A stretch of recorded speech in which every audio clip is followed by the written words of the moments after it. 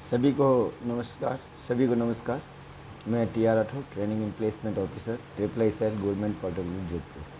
आज फिर आप सभी का टीटीसी आरआरडीसी और जोधपुर जीपीसी जोधपुर के इस यूट्यूब चैनल में आप सभी का स्वागत है।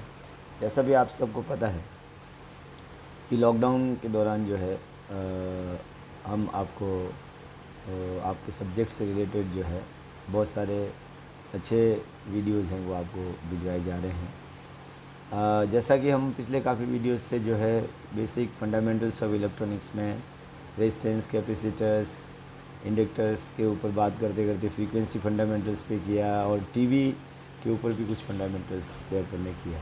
उसी से रिलेटेड आपको आज हम कुछ जो है मल्टी चॉइस क्वेश्चंस जो आपके जनरली जो बोर्ड के एग्जामिनेशंस में और कैंपस इंटरव्यू में पूछे जाते हैं उनके बारे में डिस्कस करेंगे। कुछ क्वेश्चंस जो है मैंने आपके लिए तैयार किए हैं, उन क्वेश्चंस के आंसर जो है वो दिए हुए हैं, तो उनको आप ध्यान से पढ़ें, आपके लिए बहुत ही यूज़फुल रहेंगे। चलें अपन शुरू करते हैं। क्वेश्चंस जो है इसके ऊपर आज का वीडियो पूरा उन क्वेश्चंस के ऊपर ही है। बहुत ही इंपॉर्टेंट क्वेश्चंस आपके लिए दी जाने वाले हैं। पहला क्वेश्चन जो आ रहा है वो आ रहा है कि ultra high frequency UHF range कहाँ से कहाँ तक होती है। तो अपन ने जो अल्ट्रा हाई फ्रीक्वेंसी जो UHF फ्रीक्वेंसी है उनके लिए अपन ने जो है 300 मेगाहर्ट्ज़ से लेके 3000 मेगाहर्ट्ज़ तक जो है ए इसका जो राइट है आंसर है। आप ये ध्यान में रखें, इसका ultra high frequency UHF range कहाँ से कहाँ तक है। तो आपको सभी रेंज जो वेरी लो फ्रीक्वेंसी से अपन ने स्टार्ट करके जो है जो पूरा टेबल आपको बताया था उसमें ये दिया हुआ है कि अल्ट्रा हाई फ्रीक्वेंसी जो है 300 मेगाहर्ट्ज़ से लेके 3000 मेगाहर्ट्ज़, ए इसका करेक्ट आंसर है। फिर आएगा माइक्रोवेव फ्रीक्वेंसीज। तो microwave frequencies are nothing but ultra high frequencies. No, these are the frequencies lying in the upper part of UHF spectrum. जो UHF स्पेक्ट्रम के ऊपर का जो पार्ट है 2 गीगाहर्ट्ज़ से स्टार्ट जो है वो होती है। तो वो जो फ्रीक्वेंसीज है these are the microwave frequencies है। The frequency range of the short wave SW3, ये भी अपन ने उसमें डिस्कस किया था वीडियो के अंदर। तो ये जो है इसका राइट आंसर है सी, है ना। 16 megahertz 25 megahertz that is the short wave 3 जो है उसके लिए यूज जाता है। The wavelength of an electronic wave lying a frequency of 1000 kilohertz. Okay, then इसका जो राइट आंसर होगा 3 × 10⁴ centimetre. This will be the wavelength lambda is equal to C/F करेंगे। यदि फ्रीक्वेंसी आपकी 1000 किलोहर्ट्ज़ है तो C की वैल्यू 3 × 10⁴ 1000 किलोहर्ट्ज़ का मतलब 10⁴ और रखेंगे, है ना। देन आपका जो आएगी जो वेवलेंथ आएगी that will be equal to 3 × 10⁴ centimetre. Okay, क्योंकि जो आप 3 × 10⁸ मीटर पर सेकंड होता है ना। एंड देन आप फ्रीक्वेंसी इसके अंदर जो है डिवाइड करेंगे तो आपके ये आएगा 3 सेंटीमीटर। कैलकुलेशन करके आप देख लें इसमें। The channel width standard for commercial television broadcast according to CCIR जो है दैट इज़ 7 मेगाहर्ट्ज़ जो है। ये भी अपन ने उसमें डिस्कस किया था वीडियो में। तो ये भी आपको याद रखने वाली बात है कि चैनल विड्थ जो स्टैंडर्ड है कॉमर्शियल टेलीविजन ब्रॉडकास्टिंग के लिए वो 7 मेगाहर्ट्ज़ है। The channel width standard for commercial television broadcast according to the FCC ये 6 मेगाहर्ट्ज़ जो है अमेरिकन स्टैंडर्ड्स के अंदर अपन यूज़ करते हैं। तो ये भी क्वेश्चन इस पर भी आ सकता है क्योंकि आपने टीवी जो आपका सिलेबस है उसके अंदर ये दिया हुआ है 208 के अंदर जो है। A channel width standard for 8 megahertz for commercial television broadcast is use in France के अंदर जो है वो जैसे अपने यहाँ 7 मेगाहर्ट्ज़ यूज़ करते हैं वहाँ इसी तरह से फ्रांस के अंदर जो 8 मेगाहर्ट्ज़ है कॉमर्शियल टेलीविज़न में की जाती है। A particular television broadcast station in India is operating on channel 4।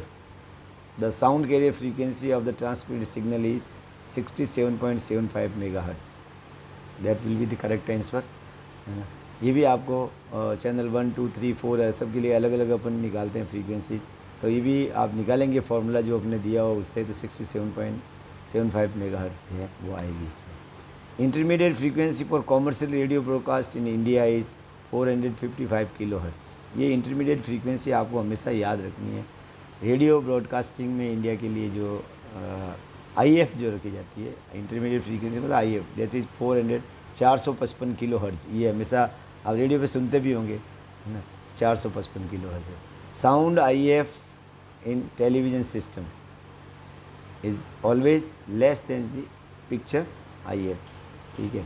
तो ये भी आपको ध्यान में रखना है कि दोनों में 5.5 किलो हर्ट्ज़ का जो डिफरेंस जो होता है वो आपको ध्यान रखना है उसका, कि जो आपकी जो ये साउंड IF जो है वो लेस देन पिक्चर IF होता है। पिक्चर IF 39.5 होता है और दिस इज़ 33.4 जो है होती है। तो ये दोनों का डिफरेंस जो है ये भी वीडियो में अपन ने बताया था आपको, ये भी आपको ध्यान रखने वाली बात है।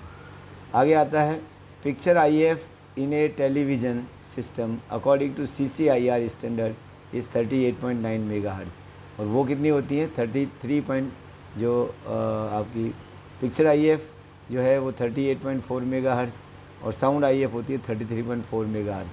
तो दोनों में डिफरेंस कितना है 5.5 मेगाहर्ट्ज़। जो पहले वाले क्वेश्चन के अंदर जो अपन ने दिया था दिस इज़ लेस जो होता है, तो इसी तरह से इसमें भी ये है कि पिक्चर IF है वो 38.9 मेगाहर्ट्ज़ और साउंड IF है वो 33.4 मेगाहर्ट्ज़। तो इसमें पिक्चर IF के लिए पूछा है तो that will be the right answer 38.5 megahertz. The local oscillator frequency of A television, local oscillator LO, local oscillator frequency जो आप लेते हैं अपन जनरली यूज़ में, तो ये different for the different channels होती है, सबके लिए अलग अलग होती है, क्योंकि जो सिग्नल आपका आ रहा है उसके साथ में लोकल ऑसिलेटर फ्रीक्वेंसी को मिक्सर के थ्रू अपन मिक्स करते हैं, देन अपन जो है ओरिजिनल सिग्नल है वो प्राप्त करते हैं, क्योंकि प्लस और माइनस होती है लोकल ऑसिलेटर फ्रीक्वेंसी। तो सबके लिए डिफरेंस जो है लोकल ऑसिलेटर फ्रीक्वेंसी हर चैनल टेलीविज़न के लिए रिसीवर के लिए वो सबके लिए अलग अलग होती है लोकल रिसीवर, क्योंकि वहाँ जो कैरियर है उसको रिकवर करना पड़ता है, तो वो कैरियर किस अलग अलग सिग्नल जो है अलग अलग कैरियर्स के ऊपर ट्रांसमिट किए जाते हैं। तो इस तरह से ये जो है सबके लिए डिफरेंट होती है। तो B is the right answer. The tune circuit in the IF section of communication receiver are tuned to the intermediate frequency irrespective of the section being tuned into. C is the right answer. ये 455 kilohertz नहीं होता है, difference frequency for different station radio received ये भी नहीं होता है इसमें, right. The intermediate frequency irrespective of the station being tuned into, this is the tune circuit जो IF सेक्शन में होता है वो उस पर ट्यून किया जाता है। The frequency of the horizontal synchronizing pulse in a television system according to CCIR standard is कितनी है 15,625 hertz, 15,625 hertz, that is B is the correct answer. In a television broadcasting system 30 frames are transmitted per second, each frame consisting of 525 lines. The frequency of the horizontal blinking pulse and vertical pulses will be the क्या होगी 15,750 और 60 hertz respectively. यदि इसको अपन करेंगे फॉर्मूले से जिस प्रकार से अपन ने पहले किया था कि जैसे अपने वाले स्टैंडर्ड के अंदर कह रहे 15,625 डिवाइडेड बाई 50 हर्ट्ज़ तो 625 आया था, है ना। तो इसी तरह से अपन इसमें करेंगे, यदि 15,750 को 60 से डिवाइड करोगे तो आपके जो आएंगे 525 लाइन्स आएगी, और 60 है तो दो, जबकि आप ऑड और इवन जो है फीड यूज़ करते हैं तो 30 के दो तो 30 फ्रेम्स पर सेकंड जो है इसमें होंगे। This is the in the American system जो है टेलीविज़न के अंदर इस तरह का ही होता है। तो इसमें D is the right answer. The frame frequency is half of the field frequency, या अपन यूँ कह सकते हैं it is just double of the frame frequency. Field frequency is the double of the frame frequency, ये अपन ने पढ़ा है ना। फ्रेम फ्रीक्वेंसी होती है जो आपकी double of the frame frequency, ये होती है आपकी फील्ड फ्रीक्वेंसी। तो फील्ड फ्रीक्वेंसी को अपन कैसे लिखते हैं 2 × 25, है ना। तो इस तरह से 2 × 25 50 हर्ट्ज़ जो है ये अपन ने पढ़ा है। इसका मतलब the frame frequency is just half of the field frequency, या field frequency is the just double of the frame frequency, ये दोनों अपन कह सकते हैं। तो C is the right answer. The frame frequency range, the frequency range of S band, S band जो अपन ने जितने भी बैंड्स उसमें यूज़ किएंगे K, S वगैरह, X है जो P है, L बैंड है जितने भी, तो उसमें जो एस बैंड की फ्रीक्वेंसी है 155 गीगाहर्ट्ज़ टू 5.2 गीगाहर्ट्ज़, तो B is the right answer. 1 gigahertz is equal to 10⁻⁹ लिखते हैं अपन। इसमें 10⁻10 दिया हुआ है, 10⁻22 दिया हुआ है, 10⁻6 दिया हुआ है, लेकिन 10⁻9 नहीं दिया हुआ है, तो इनमें से कोई भी राइट नहीं है। तो राइट आंसर क्या होता है? 10⁻9 गीगाहर्ट्ज़ होता है, तो नन ऑफ दीज होगा इसमें, D is the right. The frequency system being followed in India for TV broadcasting are those given by the CCIR, International Radio Consultative Committee, CCIR। कई बार CCIR की फुल फॉर्म भी पूछ लेते हैं, what is CCIR? CCIR is a international radio consultative committee, जो है वो डिसाइड करती है कि आपको ब्रॉडकास्टिंग जो है वो कौन सा चैनल दिया हुआ है, कौन सा ब्रॉडकास्टिंग रेंज आपको दी जाती है, वो उसमें करते हैं।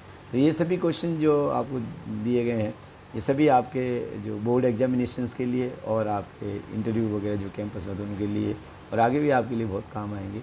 यदि आप उन वीडियो जो पीछे वीडियोस बनाए गए हैं उनको ध्यान से देखेंगे तो आपके लिए बहुत ही यूज़फुल रहेंगे। आशा करता हूँ कि आपके लिए बहुत ही यूज़फुल रहेगा और आगे आने वाले आगामी बोर्ड की परीक्षा में आपके लिए लाभदायक रहेंगे। Thank you very much to all of you and all the best to all of you.